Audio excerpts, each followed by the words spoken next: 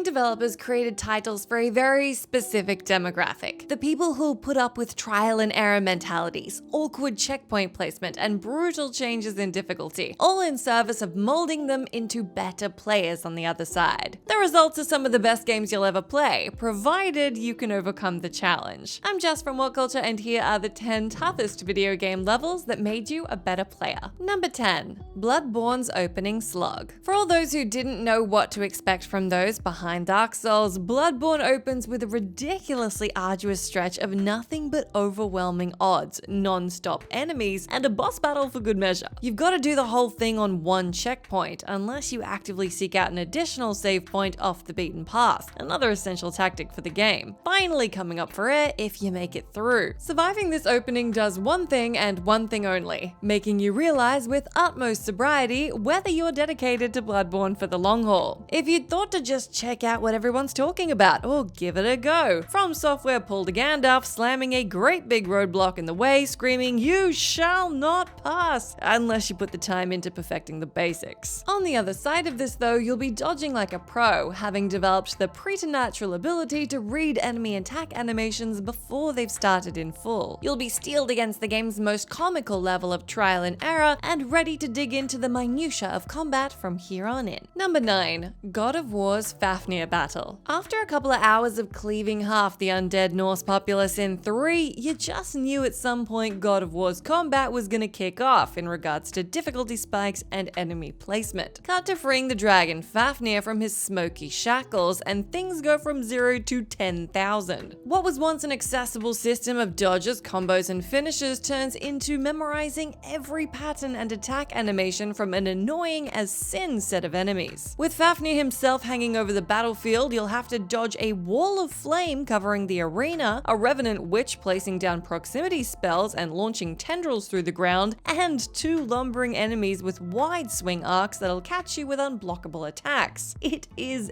agony. Similar to honing your skills in Bloodborne, because this comes after the opening few sequences, it's your first look into the elaborate combat chess approach to God of War's more intense duels. Optional challenge realms Muspelheim and Niflheim need you to have mastered the art of juggling multiple enemy types and dodging into increasingly tight spaces to create safe zones, all of which you'll only get down if you can survive freeing FAFNIR. Number 8. Crypt of the NECRODANCER's first level. An entirely unique dungeon crawler based around rhythmic button presses to move your character and attack, unless you choose a much easier difficulty setting. Just playing Crypt of the NECRODANCER means learning to tap directions and face buttons in time with the pulsing soundtrack. Right from the get-go, you'll be forced into scenarios that require pre-thought and planning, as each enemy moves in specific patterns as well. Want to offer Disco Dancing Dragon? You'll have to move into the right place at the right time, lest you open yourself up to every enemy descending into your next open space. It's hella complex to understand and even comprehend at first, going against everything you've learned in literally every other game ever. That said, Crypt of the NECRODANCER is easily one of the most fun, charming, and constantly rewarding roguelikes of them all. You'll die copious times against pretty much every new enemy encountered, as they all have different patterns to memorize and counter, but the result is a gaming experience that, because it requires so much concentration, is addictive and engaging as hell. Number 7. Fury's The Line Battle. A top-down bullet hell shooter twinned with hack and slash combat, Fury is a stylish boss runner that doesn't exactly ease you in slow, but the opening duel is nothing compared to the third boss, The Line. Sitting in a central spot and showering the screen with constantly moving projectiles like they were coconut shavings, you need to navigate this mess and attempt to stay alive. Things only get worse when The Line enters the fray, zigzagging around his own energy bolts to stab you in the middle of the fray. Perfect timing and maintaining your composure when it feels like the whole screen is baying for blood is a must. Anything less and you're back to the start. This is Fury's big pivot though, the moment where all the lessons learned from the previous encounters get jacked up to 11 and beyond. Though you should already have mastered the game's ability to leap between one-on-one fighting to top-down bullet hell, the latter forces you to comprehend an entire screen of movement or be overcome by it. Every future fight falls back on this notion of playing against the screen, and especially for the bonus ending boss, it's integral to not getting wiped out in seconds. Number 6. Ninja Gaiden's entire first level. Not content with throwing a number of lightning-fast enemies at you as a way to encourage precise dodges and timing, Ninja Gaiden's first level level ends with what other games would have saved for a final boss. Named Murai and brandishing some vicious nunchucks, his cat-like animation set sees him adopt a waiting stance, only to lash out and devour half of your health bar. Lose, and you're back to the beginning. No checkpoints. Ninja Gaiden's unabashedly anti-player mentality likely wouldn't survive today. Just look at how widely beloved Volgar the Viking isn't. But Ninja Gaiden was all about liking it or lumping it. Either you got good enough to manage crowds of enemies so you could carry that first health allowance to the final duel, or you didn't even see Murai again. Credit to Team Ninja, it was a good few hours until the difficulty spikes came a-calling again. Until that damn airport level. Number 5.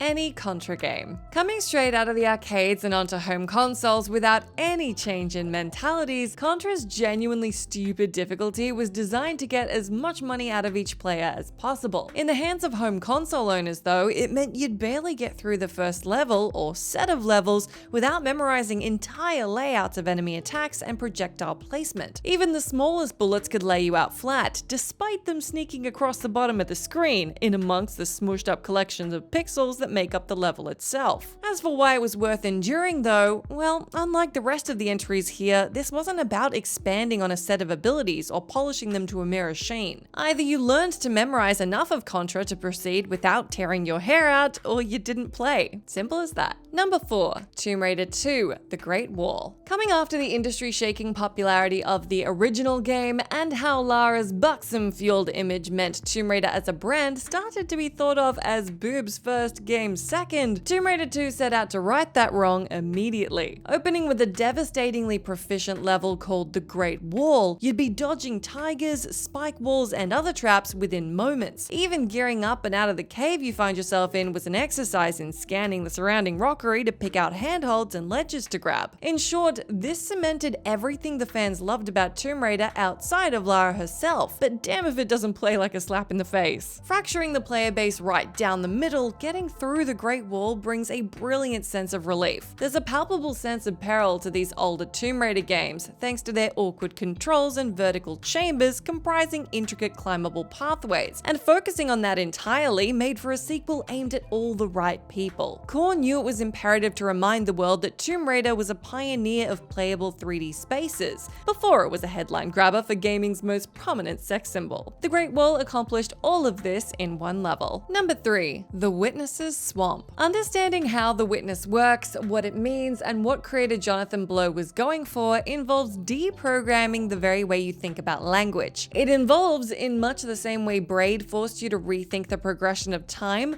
approaching various puzzle solutions from a number of abstract, unique points of view. The entire game is teaching you to read the environment and factor simple shapes into grander designs, itself a comment on the function and enlightenment at the heart of various religious teachings or wider commentaries on life itself. It's heavy stuff, but your first taste of how cognitively messy things can get comes during the swamp level, where one particular Tetronimo puzzle will likely break the majority of players. Again, the previous areas, and granted you can go anywhere, but the bright swamp is a notable draw, fell back on pretty easy ideas that are simple to process. Mirror puzzles, ones involving separating colors, yet it's the swamp where you'll be genuinely stumped for some considerable time, until you learn to let go and reapproach from a completely new methodology. Number 2. Swords of Ditto's agonizing progression. Going back to a top-down Zelda is something even Nintendo seldom do, yet developers one bit beyond elected to design something that's just as much linked to the past and Majora's Mask as it is Steven Universe. The latter only applies to the gorgeous Cartoon Network graphics, but where Swords of Ditto gut punches these otherwise child-friendly assumptions into the sea is with a difficulty curve as sharp as steel. See, Ditto operates on a cycle of 5-day turnarounds, culminating in a boss battle against a leveled up lady named Mormo, who, unless you did as much combat as possible to XP up yourself, will flatten you. The twist in the tale is you're supposed to die over and over and over, and if you're me, over and over and over, until you finally unlock, across multiple character lifetimes, the ability to hand down equipment across generations, or the knowledge of what lies beneath the dojo.